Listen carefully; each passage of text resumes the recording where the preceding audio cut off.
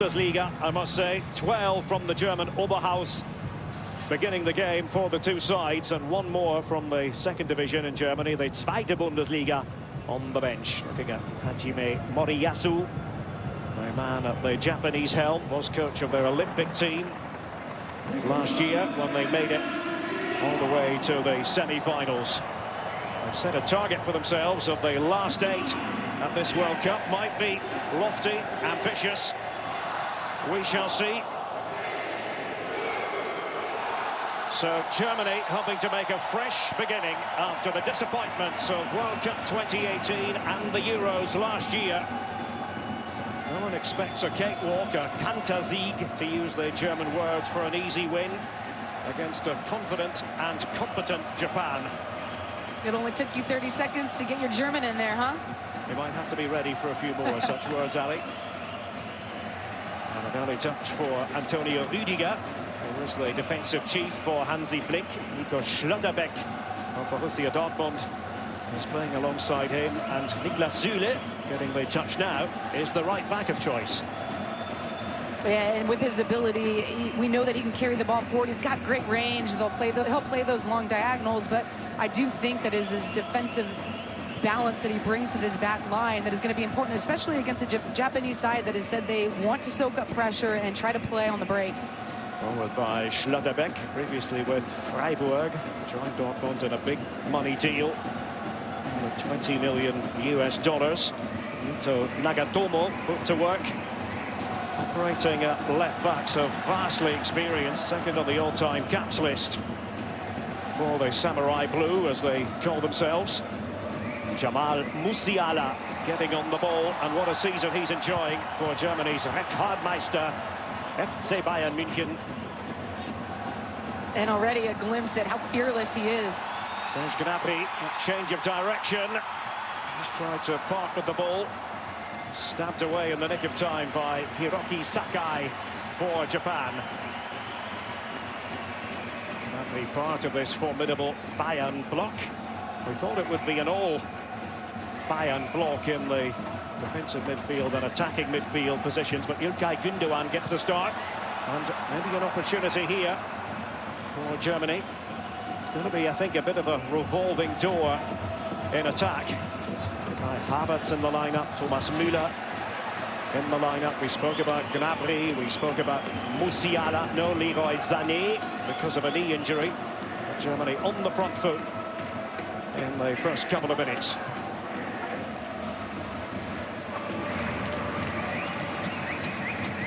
So it was a wretched campaign for the National Elf 4 years ago.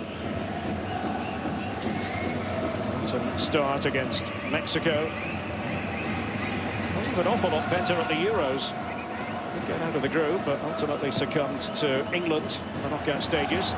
Rüdiger, who plays his football these days in Spain for Real Madrid, was with Chelsea in England. Ambitious there. David Raum is very much a forward-going left-back for Germany. Yeah, and that diagonal is going to be on, as Japan likes to play in more condensed areas defensively. But as you said, Derek, I mean, this German side knows that they left a lot of their performance and talents on the table when they didn't get out of group 4 years ago. Kimmich spoke of it yesterday, and that experience, he thinks, has really set the stage for this tournament. They understand it's not about having the best players, it's about having the best team. And those are two very different things often. They do mirror each other to an extent, Germany and Japan, when you look at strengths and weaknesses. And here's the hard-running Daisen Maeda. Plays his club football for Celtic, the Scottish champions. He's not a natural finisher, but you're going to see him cover a fair bit of ground. Yeah, and if he can provide that pressure and help gain some green for Japan, that'll be important. But he also runs that channel incredibly well, and that's going to free up space between the lines for those wingers of Ito, of Kubo, and of course Kamada in the central area. If they can find some pockets of space under that back line, that is where Japan wants to live.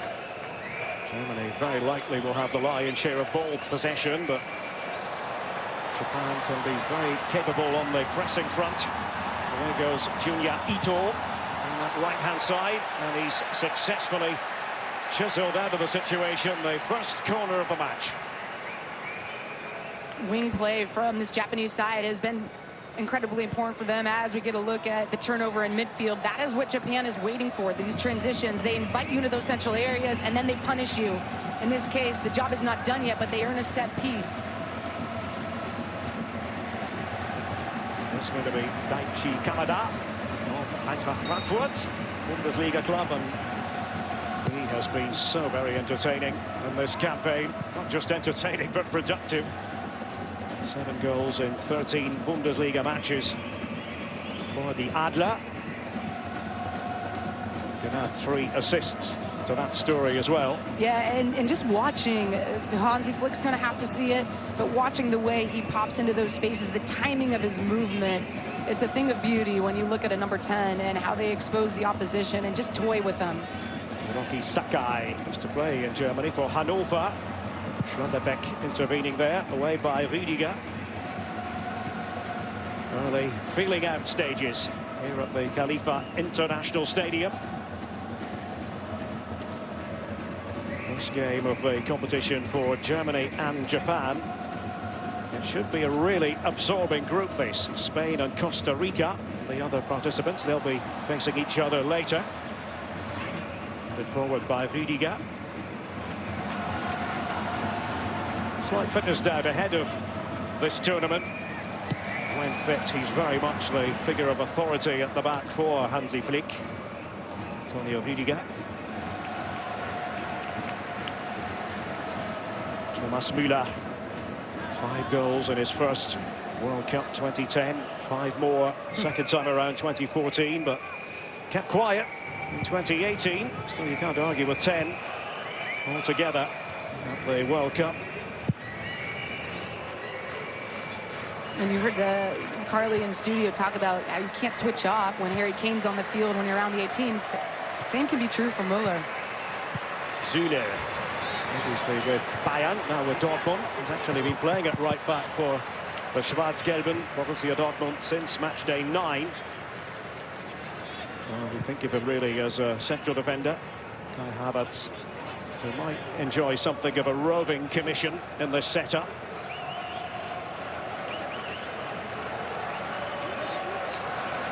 Nagatomo to take it, 139th international appearance. Quite the trailblazer he's been down the years. A fruitful career in European football for the most part. Joshua Kimmich steers it back to İlkay Gündoğan. There it is. Well, that was what they had in mind, and it certainly was what Canada had in mind. And away now goes Ito to play it in, and there's the goal from Maida. But wait a minute, it's not going to count. He had just strayed apparently, for now it's not going to count. Well, that's how to pick the pocket of the opposition and to act quickly on the back of it. And that's exactly what Japan wants to do. Just make you feel a sense of comfort in those central areas, and then we're going to double down, and you get 2 players. One forces Gündoğan to swivel the other way, the other wins it, and now here comes Japan. You can see Maida clearly in offside position, but that is the right texture on the pass, the right idea, the right run, just all too early. And let's not talk about Argentina yesterday. They suffered from the same fate. Yeah. The timing that little bit off. You always got to hesitate these days, saying that a goal has been chalked off, because VAR can alter the course of events, but clearly offside there. Daisen Maida, but a warning issued. Spot on. Yep.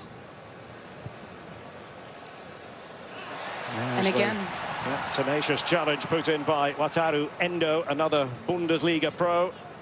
Plays for Stuttgart.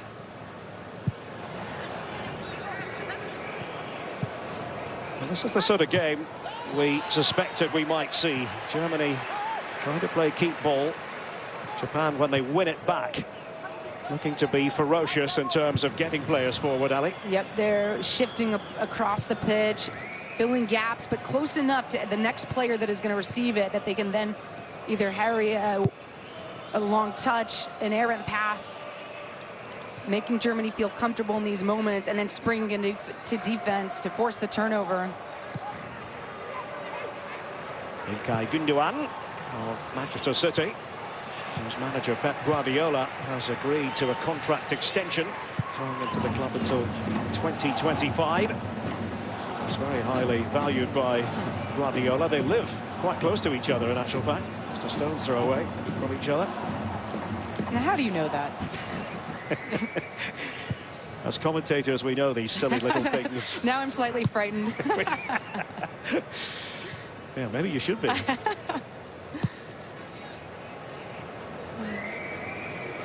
Rüdiger. Süle. Here is Schlotterbeck. Mixed bag in terms of his Dortmund performances this season. He's very aggressive, but can often get him into trouble. Flighted ball towards Serge Gnabry. Yeah, we saw him give away a penalty in Nations League to England just because of that. A little bit of aggressiveness out of the back line, but a good early look there, Derek, with you're seeing the left back push on and Ram, and he's getting high, and that's dragging back the winger on the right side for Japan, Ito, but they're looking to play the diagonal then and get out this near side. So overload that far and hope to find some space on the near at times.